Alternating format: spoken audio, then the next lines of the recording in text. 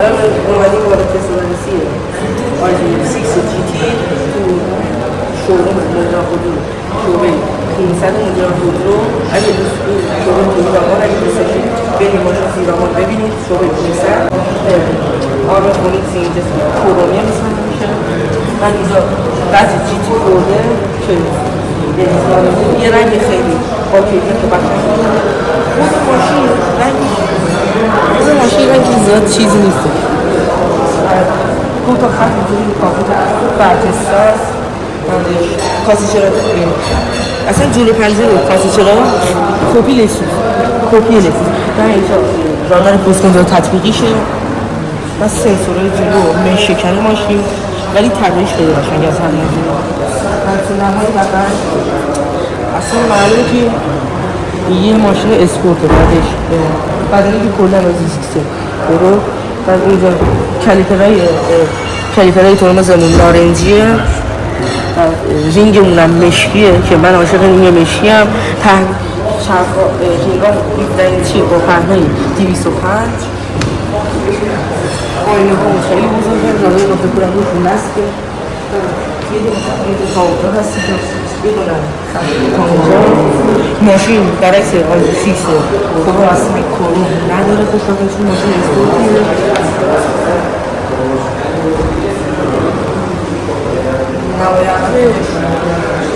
شوفی آیدی 6 بوده که یکاش اینم تغییرش میدن مثل جوری داره خفیفتر شده.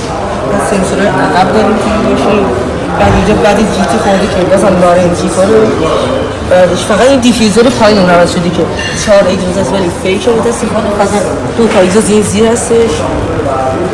بعدش عقب کلا مثل شیشه بوره یکاشه مثلا یه ذره توجه می‌کردش. بریم نمای داخلی. نمای داخلی آرزو 6 جی تی تو نمای در شروع می‌کنیم. اینجا همش سافت تاچه. بعد اینجا کلا همش کربن فایبر کار کردن. اینجا کروم ماته. بعدش اینجا یه نقاط قوتش اینه که مثلا چرمش قرمز و به بعضی جی تیش میخوره ولی کیفیت آنچنان خوبی نداره. من اینجا دوباره یه کروم مات کشیدن. اینجا همش چرم. بعدش اینجا میشه پلاستیک خوش. بعد سیستم صوتی اون مارک خاصی نداره. اینجا میتونیم ارتفاع نور و تنظیم آینه ها رو تنظیم کنیم که آینه هامون تاشو برقی هم هستن. بعدش اینجا مثل اکثر ماشین جدید مدیرن اونم کریستالی شده مثل اکسینیم اینا. بعدش آینمون الکتروکرومیکه و یه مانیتور به هم چسبیده داریم که با صفحه کیلومترمون یکیه. بعد دوباره این تیکه یه کربن فایبر داره. بعد این تیکه فقط نور پردازی داریم متصل هیچ جدید نور پردازی نداره. البته ماشین اسپورت دیگه نور پردازی میخواد چیکار. بعد اینجا چراغامونه که کپی آرزو 6 پرو. بعد این بالا آینه داریم با چراغ. بعد داریم سانروف داریم. کیفیت به نسبت خوبی داره. و اینجا اومدن رو پلاستیک خوش میبینید اینجا لقه یک ذره ولی حتی چرم نیست پلاستیک خوشه. اینجا فقط یه دوخت مصنوعی روش زدن. و اینجا ورود ترویه‌مون میشه که اتوماتیک تک کانال است. بعدش این هم واسه فلاشرمونه 4 فلاشر. اینجا کاپولر داریم که چفت و بندم داره. چفت و بند خوبی داره. این تیکه شارژ وایلس داریم. دست دندمون الکتریکی یا همون خلبانی شده. یه دکمه بغلش که میره رو پی. بعدش حالت تیپترونیک هم داره این ماشین. بعد سنسور پارکار میتونیم اینجا خاموش کنیم. مدل رانندگیش میشه جی تی بوس اکو نورمال. بعد اینجا گرم کنای صندلی. این ماشین سرد کن صندلی هم داره که در تو مانیتورش تنظیم کنه. متصل این ماشین باتری نداره خالیه. بعدش اینجا یه دونه محفظه داریم که توش مخمل کاری کردن. بعد از نظر راداری بگیم رادار تصادف از جلو رو داره. بین خطوط رو داره. خروج از لاین رو داره. تقریبا بیشتر رادارهای لازم رو داره. بعد اینجا داشبوردمون آرام بازشو و دیگه.